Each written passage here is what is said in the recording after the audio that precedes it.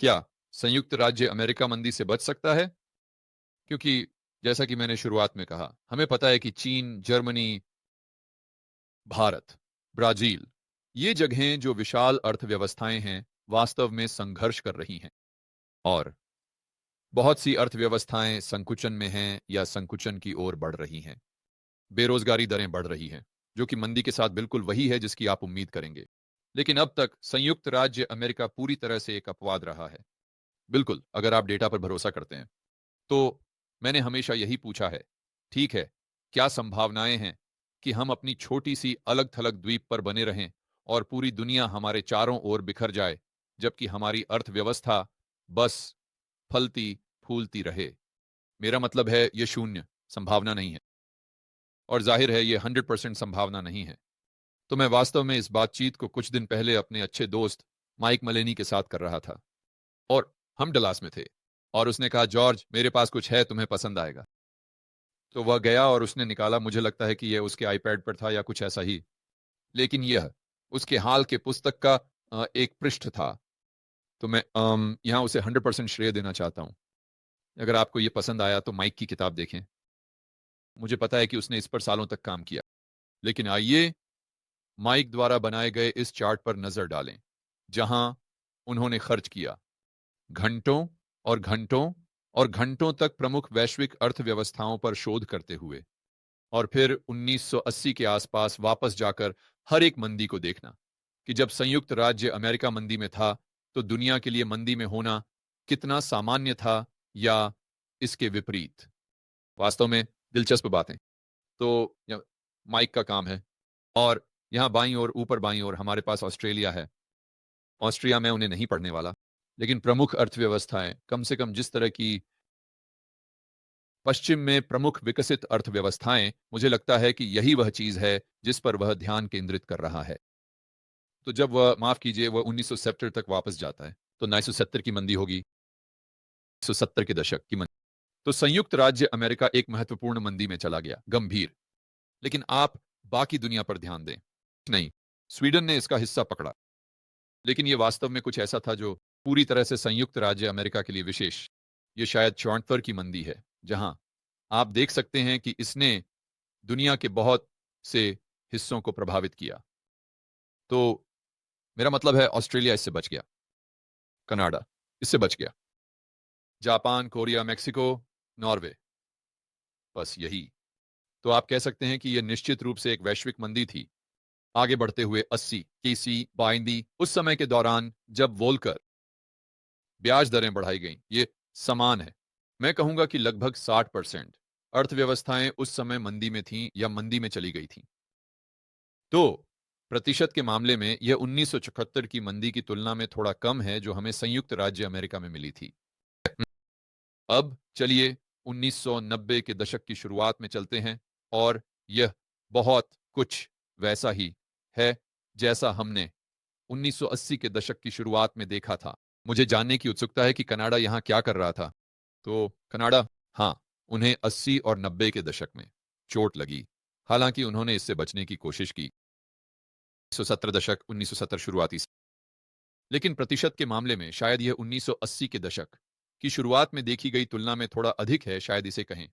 यहां सूचीबद्ध 65% अर्थव्यवस्थाएं शायद वास्तव में 70% मंदी में थीं, संयुक्त राज्य अमेरिका के साथ। अब डॉट पर आगे बढ़ते हैं, डॉट कॉम, और काफी असंगत। और यह समझ में आता है क्योंकि यह वास्तव में संयुक्त राज्य अमेरिका में एक बैलेंस शीट मंदी थी।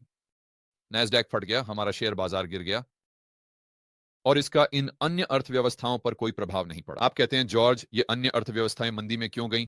संभवतः इसलिए कि वे संयुक्त राज्य अमेरिका के शेयर बाजार में इतनी भारी निवेशित थे कि उनकी कुल खरीदारी शक्ति को भी बड़ा झटका लगा, नैस्डैक के प्रति उनकी संवेदनशीलता के कारण।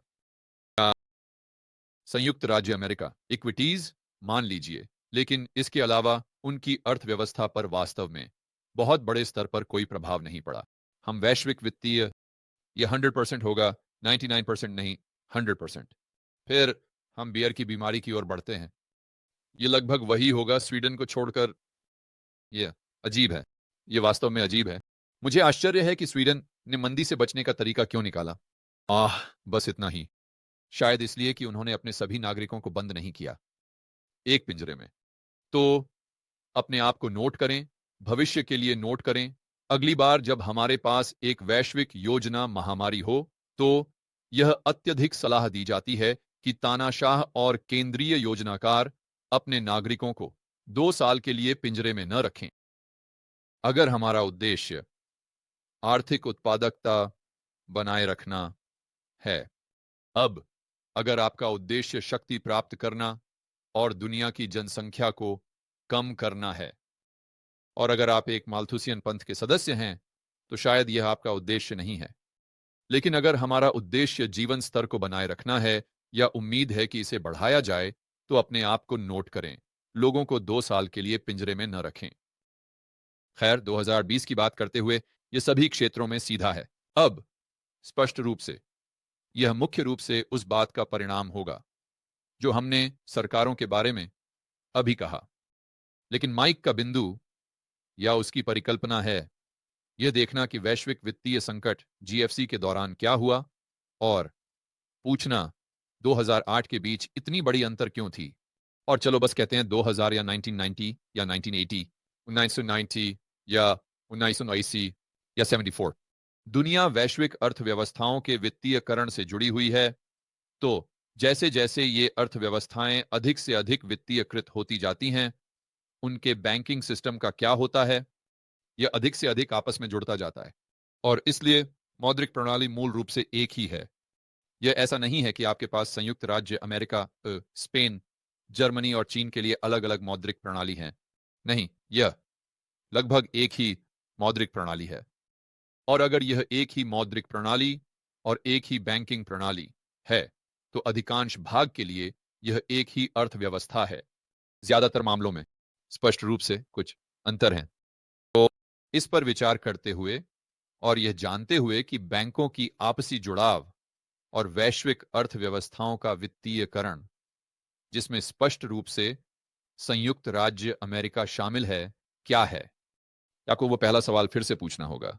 अगर सभी अन्य देश मंदी या आर्थिक संकुचन में जाते हैं, तो अमेरिका के मंदी से बचने की संभावनाएं वास्तव में क्या हैं? मेरा जवाब होगा थोड़ा सा ही कम, बहुत कम, लेकिन शून्य नहीं, लेकिन शून्य नहीं। तो मेरे अच्छे दोस्त माइक मलोनी को सलाम।